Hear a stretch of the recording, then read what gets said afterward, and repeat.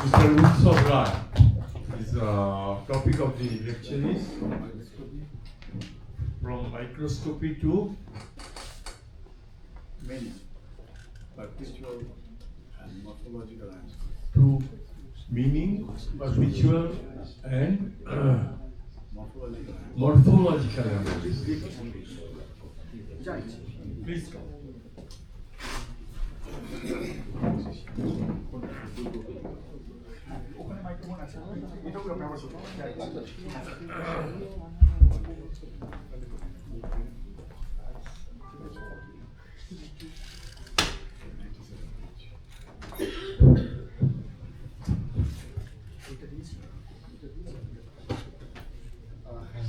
Hello everyone. So respected dignitaries and everyone on and off the stage, a very good morning to you all. So today I'll be continuing a presentation on the topic that titles from microscopy to imaging. It's basically a perceptual and morphological analysis. I'll be coming in detail about microscopic virtual imagery for disease stage representation. So for disease, actually I am specifically considering leukemia or other disease in considering the microscopic image, considering the cancer cells. Any other disease can also be paved forward as a part of this algorithm of the work that I have did. So moving forward, so this work is like supervised by Dr. Karabi Ganguly and myself holding a camera shop. So we are just focusing on this work, just like to bridge what is the role of a biomedical engineer, like bridging medical section and a technology. So whatever the challenges that we face in medical science, considering microscopy, microscopic images, hematology, or whatever the things that are prone to errors, like what doctors mostly face. So we are targeting those challenges to intervene all those technological intersections so that we can create this work in a meaningful manner. So the main target or what is the motivation is about the most critical forms of a cancer. I am repeating this word critical because leukemia is not like any ordinary or any other forms of a cancer that we can like take it easily. Because unlike other diseases, the cancer cells directly spreads to the bloodstream, and without early diagnosis, it's very difficult to like take care or to recover a person who is suffering from it. So, as I said already, it already directly spreads to the bloodstream, affecting the whole body. And not only that, the target organs that are usually weak in the immune system of a body are automatically affected. So, as a result of this fact, early and accurate diagnosis is very much needed. Along with that, computer diagnostic tools like we all know about AI. It's very fascinating. And Industry 5.0 is mostly focusing on like the intervention of automation. So it's nothing but creating some algorithms, like various new things are coming up, LLMs and everything. So to take up all those things into a picture and to create an algorithm that will assist the doctors to find out whatever the faults that human beings can make. As we all know, like human beings are prone to errors. So often we state that doctors make comments like fatigue, excessive workload, or any human limitation that can increase the chances. So that experts may be correct, may not be correct. Or mostly what we have seen or what many reports or many studies have we have come through, the main challenge that is most of the people say that doctors are not aware of this. So that is the main reason why we people are not aware of these things. So to create a meaningful pathway of this channel, this computer diagnostic tool that I have paved is basically a part of this work. So manual diagnosis, like that already Sir has told, taking off microscopic cells from a subject and then taking it to a lab and we are analyzing it. It's all about a conventional step, and it's quite labor intensive because like every time human beings, they are not putting up exact efforts. Every time people are not analyzing it properly, or it might be seen in sometimes that the reports are not came properly. So manual intervention is absolutely based on the people who are involving in this part. So critical issue is basically about what is inside the patient, and other issue is with the doctors or the healthcare professionals who are coming up with the delaying stage identification or telling about what is the stage of the cancer or what is the percentage of the cells. Because mostly important, if we don't understand what is the proliferation of cancer cells, we can't state what is the disease stage. So that is what automation lacks. Because if we can't automate the thing, if we can't tell like how the thing will go, what will come next, then the person sitting or standing in front of us will not be able to understand what is the next outcome or what will be the goal of this entire work. So we outline the objective of the work, like to automate the detection. We are posing one algorithm or a system, you can say, to automate the entire detection process. Segmenting the white blood cells, we all know inside the body, like there are many various kinds of types, neutrophil, eosinophil, basophils, they are all there. To segment all those things, segmentation will give more enhanced results, and along with that, extracting the morphology and texture features. Because without morphology and texture features, image processing will not work. Because to understand all the cell characteristics, shape, structure, and everything, image processing plays a key role part. And finally, to predict the leukemia stage, so its initial stage or advanced stage, so everything we try to like create a scenario to understand all those things. So it's about leukemia is all about, I say, characterization of abnormal white blood cells. So we can see in the bone marrow where the bloods are produced. In the cortical bone, abnormal cells are getting generated, and directly it is entering to the bloodstream. So what is happening? Entire body's immune system is being affected regeneratively, and the immune system is getting weakened as well.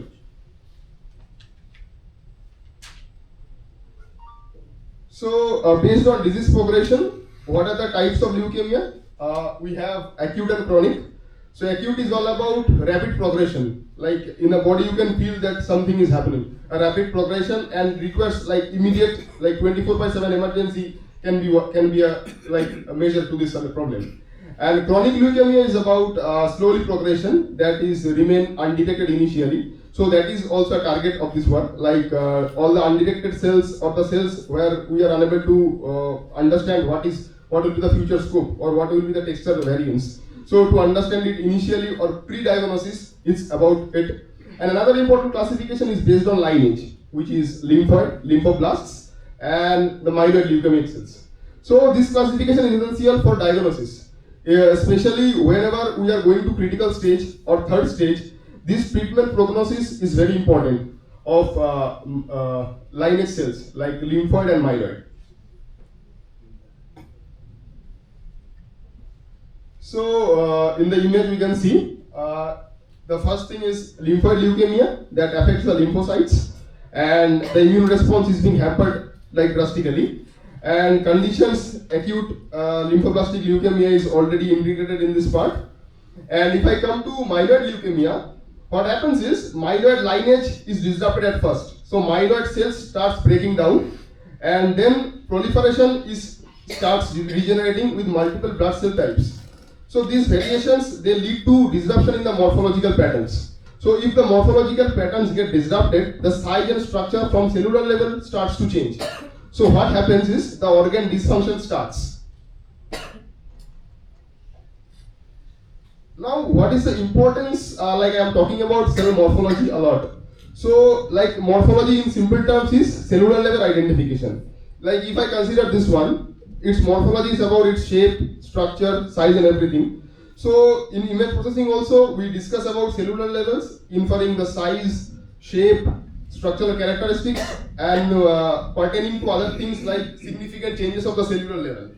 So if I consider a cancer cell, its nucleus is originally enlarged and textured. So understanding the texture analysis is like about understanding the cell characteristics. Like if it has more textures, the morphology can be different. So we can easily understand what is the stage. So such changes in the visuals, there can be a microscopic diagnosis, or it can be a miniature level diagnosis. That can be a standout part.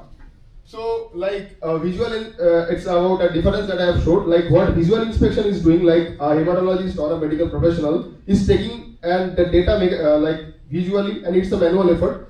And what we are trying to pose is computational analysis through algorithm, and the thing should be automated. Just the engineer or the biomedical engineer or any healthcare professional, what he or she needs to do is just to verify and validate what is the result.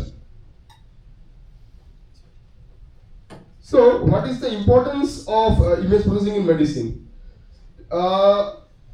There are a lot of advantages if I want to start about, but the most important thing is cellular level identification and reduction of human error, because human beings can make mistakes. So to reduce all sorts of human error, this cellular level analysis is very important. And not only that, high level of repeatability is in the cells, because if I take a blood cell images, there are in a particular cell there is a blood, there is plasma, intercellular matrix. So all these redundancies are always present. So these, in terms of image processing, we can term them as noise. So to remove the noise, the processing flow or a prediction approach, predictive approach, or my target goal is much more streamlined. So to support all this clinical system, we need this particular section of image processing. Now I'll focus on the core part. That is my methodology. So, it's about 5 divisions actually that I have did in my algorithm. So, it's initially I am taking an image acquisition part. So, image acquisition is nothing but taking any microscopic image, like photo microscope, Sarah has already discussed. So, photo microscope image or any image that I am taking is the initial step. So, what I'll do next, I'll take the image and I'll process it. My algorithm will process it automatically in the system. And then I'll take the data set to form a particular group of data set, or we can also consider a single image as well. It's already based on how much inputs you give. So initially images are what we human beings usually see in our eyes, is RGB format. So like first step is to absorb the redundant color information, and then we convert it into two grayscale image, right? 0 and 1. So what grayscale image does? Initially I am reducing all the computational constraints. Because if I have two things to work upon, the things will get easier and algorithms will understand easier. So then the RGB images, after they are converted into grayscale, they are allowed to pose various intensity variations. So intensity variations is about nothing but to equalize the histogram. So like after application of histogram, I'll come in the next slides only, we'll understand each and every part of the image, how they are interlinked and how the intensity is changing. Because after, if one image has a deeper site in another section of a cancer cell, the other image may not have. So histogram will help us to analyze this thing, that the improvements of the images where uneven distribution of maybe we can say maybe capturing of the image is the fault, or maybe the patient doesn't have that enough intracellular matrix. So like to understand those things actually we need a histogram to understand the intensity of each pixel. Then I come to image standardization, a part like to set a particular standard, because if I don't know what is my optimum threshold or what is my optimum value, then I have to consider the entire image.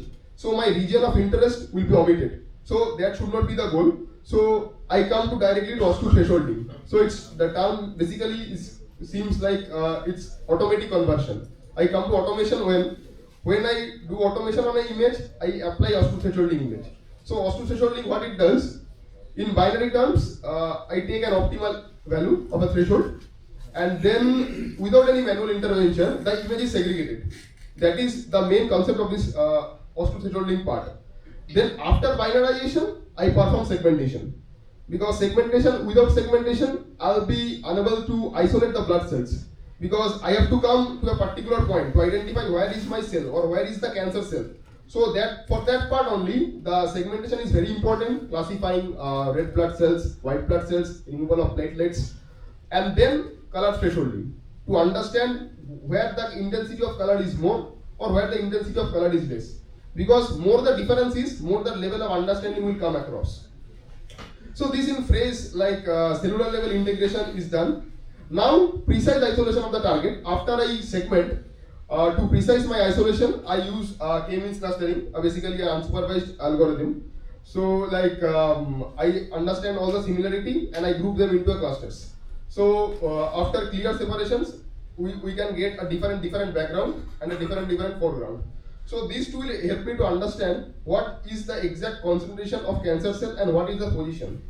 So post clustering, we use a whole filling method. That is nothing but like if a cancer cell is round, I will take. So that is the whole feeling. So that will appear across white. I'll come in my next slides, like how the result is looking after I processed. And then plane-wise segmentation will be followed to create a segregated image. So cellular level isolation is done, and finally I am doing an edge detection. What is an edge detection? Basically, it's about texture-based features. Like I have to create a boundary, my edge. So that will be covering the entire image, and that edge will determine what is the range of the cell or what is my periphery. Then in parallel, I have done a comparative study of GLCM, like it's about a gray level co-occurrence matrix. They mostly capture the textual patterns, irregularities, visual patterns, and all the extracted features actually, creating the percentage of myeloid cells, obviously, and calculation of all the automations. Okay, so this is actually a sample data I take. It's about a photomicroscopic image only. So 4 different images of 4 conditions. It's pre-known to me. One is initial stage of cancer, other 2 is advanced, and 1 is normal. Like we can say see by eyes. So this is what we will justify or validate through our algorithm. So this is the initial step, RGB to grayscale. So to reduce any sort of computational complexity and to reduce the redundancy of any colored information, this is done is a prior step. And now we proceed to feature segmentation and other parts. So this is what noise removal does. So noise reduction is basically removal of other unwanted elements in the cell. If I take intracellular matrix, if I consider plasma, I don't need those things. So I'll eradicate it completely. So this is the noise reduction part, and then I'll be enhancing the contrast. So creating more visible object, like creating the difference between the foreground and the background values. This is what the histogram identification looks like for the 4 different images. The first one is about the image 1, image 2, image 3, and image 4. So 4 different images. If I consider a particular target region of a cell, each and every pixel is correlated in that manner. In a particular pixel or a particular intensity of a portion, a pixel is sometimes high, or sometimes it's decreasing, or sometimes it's variable. So it all depends on how the image is fed to the system. Now I come to Ostu's thresholding method. So Ostu's thresholding method is automatically creating the target aggregation of the cell by creating a threshold value. So for all my 4 different types of image, I have 4 different Ostu thresholded values. So like to optimize all these values, I am separating all these foreground cells, like these are all white, and my region of interest is turned as black. So now it will be easier for me to move forward to the next step. This is image binarization.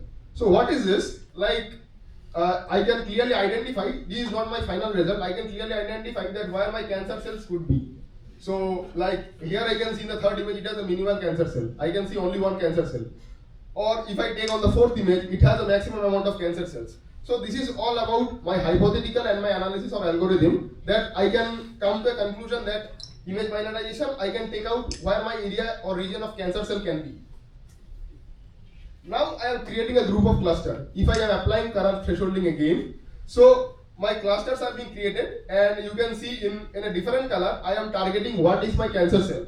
So according to this algorithm, different clusters are being created, and then pixels are matched based on their nearest intensity values. You can see like there are circles also done in some different images where the intensity of cells is more, and then possibly in the other images the intensity might be less, so there are less amount of clusters. Okay. Now this is about the image segmentation. So after thresholding, I apply k-means clustering and then binarize the image. Now I am getting 2 different planes, 0 and 1.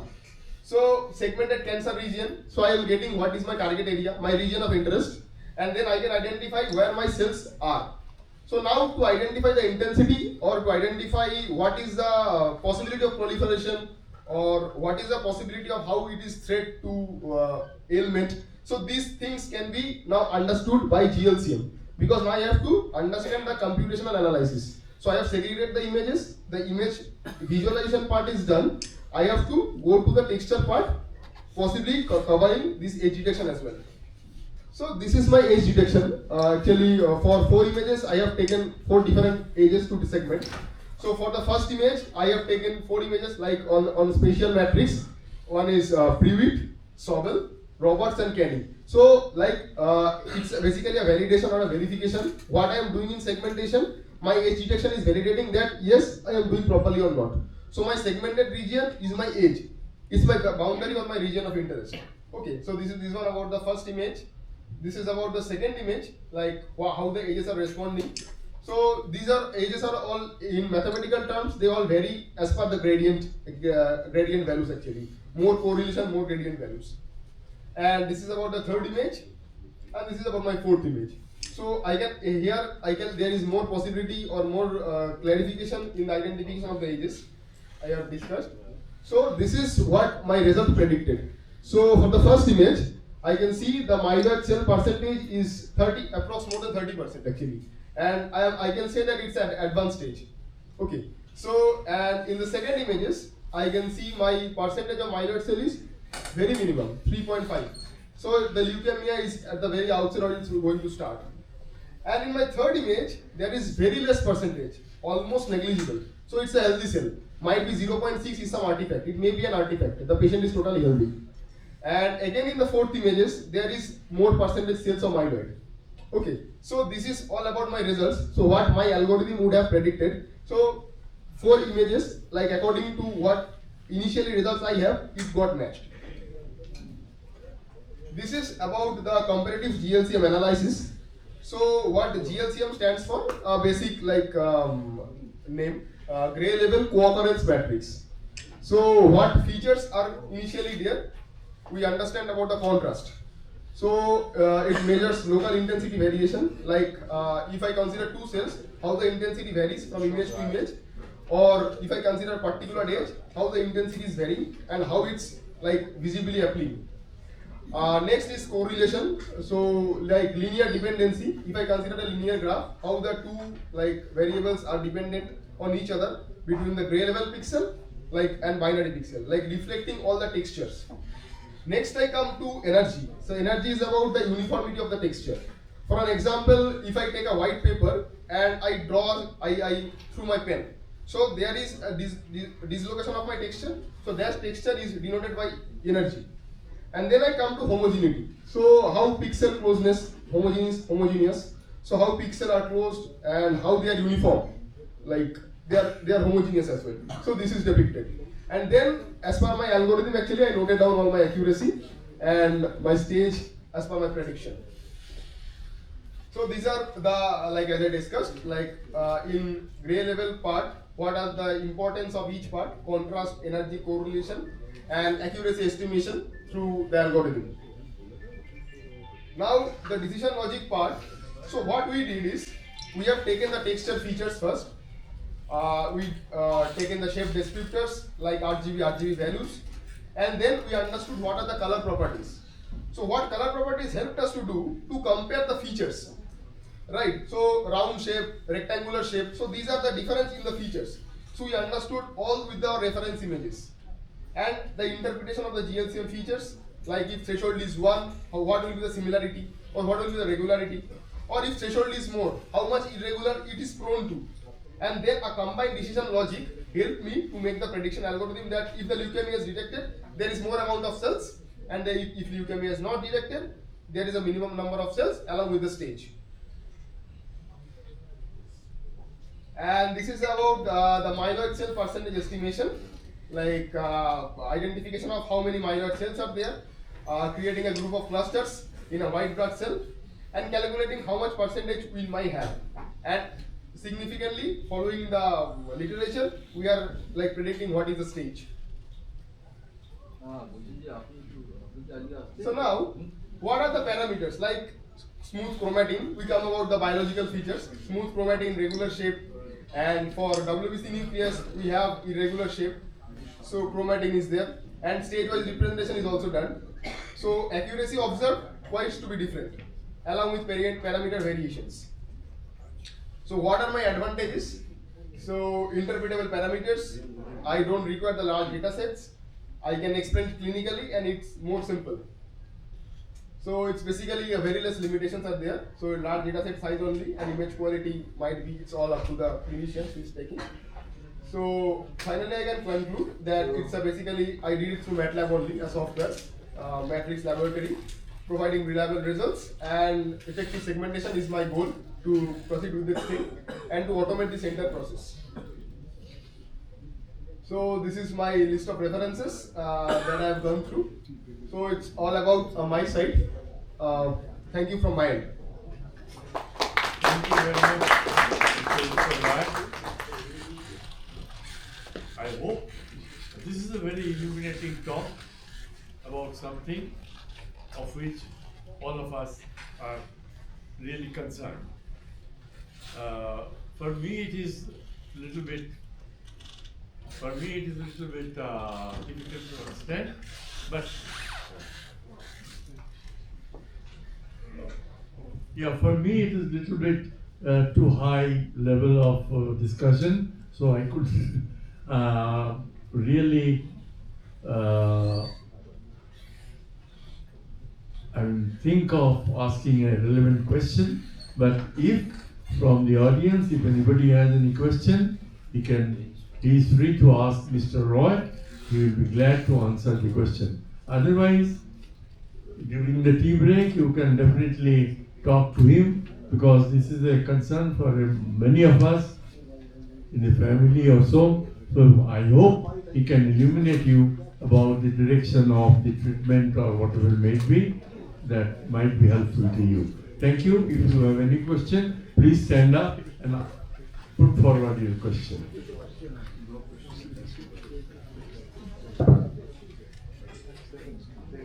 Is there any question? If no, then we go for a tea break, and after the tea, we come back in about half an hour or so. 15 minutes, we come back here for the next session.